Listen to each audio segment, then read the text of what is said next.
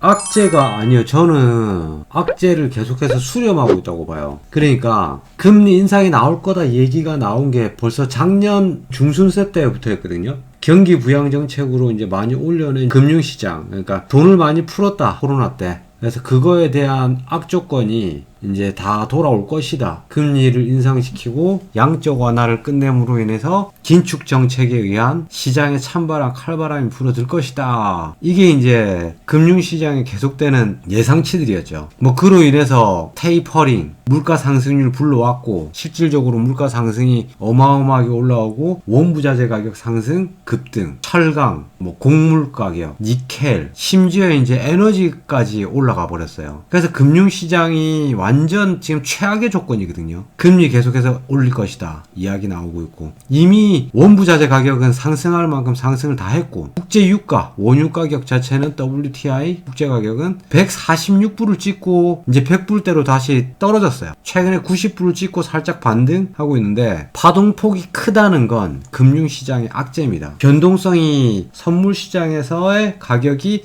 급등량이 심해졌다는 건, 변동성이 커졌다는 건 그만큼 금융시장이 안정적이지 못하다는 거예요. 금융시장이 안정적이 못하다는 건 곧 불안전의 연속성을 이어가고 있는 시장에서 경제 지수가 빠질 만큼 빠지고 너무 악재가 계속 튀어나오고 계속 두드려 맞으니까 이게 내성이 생기는 거예요. 좋은 뉴스가 많이 들어가도 슈팅 주다가 계속 가는 건 아니잖아요. 일정 구간에서 머무른단 말이지. 마찬가지 악재도 터지면서 빠지면서 그 내용을 장에서 수렴을 합니다. 더 이상 특별한 악재로 받아들이지 않는 거예요. 예측되는 범위, 예측되는 앞으로의 경제 흐름이 예상이 되고 나면 그걸 준비해서 안정적인 흐름을 찾아내기 위해서 계속해서 준비를 하겠죠. 그로 인해서 시장은 안정기로 다시 들어갈 것이다 라고 보는데, 금융시장에서 최악의 조건들은 지금 다 들어와 있습니다. 물론 더 나빠질 것이다가 있죠. 뭐가 있어요? 뭐가 있겠어요?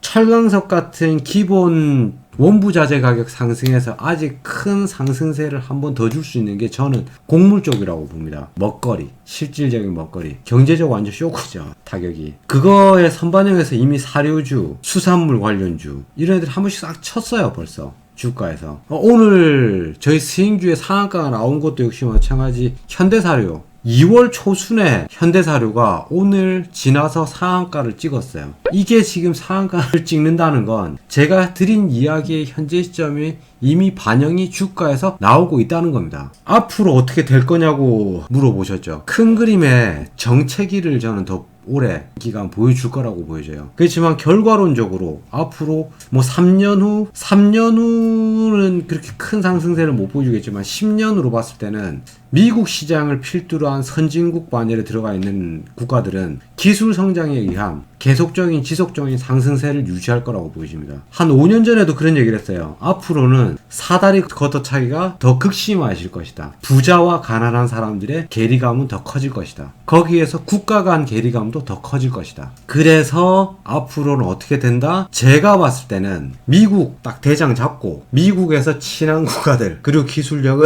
가진 국가들, 또는 곡물을 가진 국가들, 또는 원부자재, 자원이 많은 국가들, 이쪽을 필두로 해서 지속적인 상승세가 있을 거라고 보입니다. 뭐 OECD 가입국을 빼고 정상적인 경제 활동을 하고 있는 국가를 전체 국가에서 한 60개 국가로 뽑았을 때 그 60개 국가 이내에서 살아남는 국가를 저는 한 10개에서 15개 국가 그 안에 들어가면 계속해서 상승세를 쫓아서 미국과 함께 쫓아갈 수 있을 것이다 라고 봅니다. 그 밑에 국가들은 살아남을 수 있는 경쟁력이 없어요. 기술력의 차이가 초격차 지금 계속해서 얘기하고 있죠. 삼성에서 초격차 시대인 것 같아요. 이제 자동차를 만드는 기술력에서 업데이트 됩니다. 업그레이드. 전장카, 자동차 산업도 이제 바뀔 거예요. 로봇 산업, 전장카를 필두로 해서 제가 로봇 산업을 항상 지금 계속 얘기하는데, 자동차 문화 자체가 로봇 산업 문화를 똑같이 답습해서 바뀌게 될 거예요. 가정용 로봇에서 벗어나게 되면 그 다음은 밖에서 이제 활동하는 로봇이 되는 거예요. 자동차, 드론 산업, 이게 연결된다고 봅니다. 근데 그거 못지않게 중요한 게 원부자재와 뭐 재료가 있어야지 기술만 있다고 되는 게 아니잖아요. 근데 재료를 가진 국가, 기술을 가진 국가, 그리고 먹거리를 가진 국가, 이 세 개가 살아남게 될 것이다. 그 안에 우리나라는 기술력을 가진 국가로서 분명히 한 자리를 할 수 있을 것이다. 그쵸? 아까 리스크에 대해서는 이제 러시아와 제가 이거는 다른 컬럼에서 나오기 전에 먼저 얘기를 해드린 부분인데 뭐가 있냐면 신냉전 시대예요. 그러니까 러시아를 필두로 한 그 이외의 서방 국가들, 유럽 국가들, 그러니까 공산화를 반기지 않는, 당연히 러시아를 필두로 해서 다른 국가들, 그 주변 뭐 유럽권 국가들과의 불협화음이 지속될 수 있다의 가능성으로 전개되는 현상, 그게 바로 핵이라고 봅니다. 핵. 근데 이걸 그대로 똑같이 갖고 왔을 때 중국하고 대만 문제, 입장 바꿔서 중국의 입장이 상식적으로 이해가 안 되나요? 안 된다고 봐요? 저는 이해되거든요. 이해를 할 수 있지만 받아들일 수 없는 거예요. 근데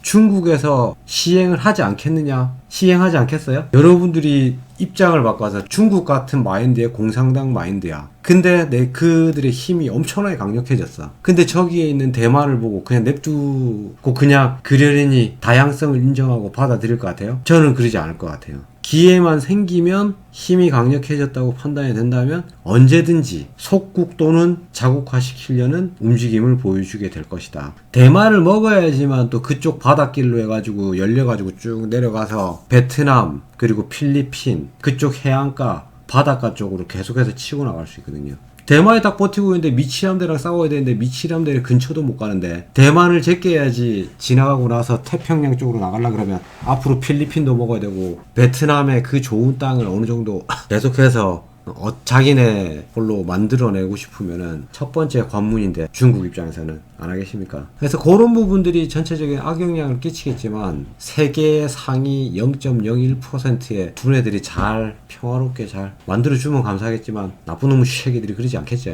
또 어떻게 이용해 먹으려고 하겠죠. 그래서 자주 국방력이 중요하다. 그러기 위해서 우리도 하루빨리 핵 보유를 해야 된다. 전술핵 배치. 개인적인 생각일 뿐입니다. 이 부분은. 그렇게 해서 당분간은 국제 정세가 나빠지고 하겠지만 그래도 좀 어느 정도는 한류 열풍이 살아있고 미국의 지지를 받는 이상 경제가 그렇게 심하게 곤두박질 칠 것 같진 않아요.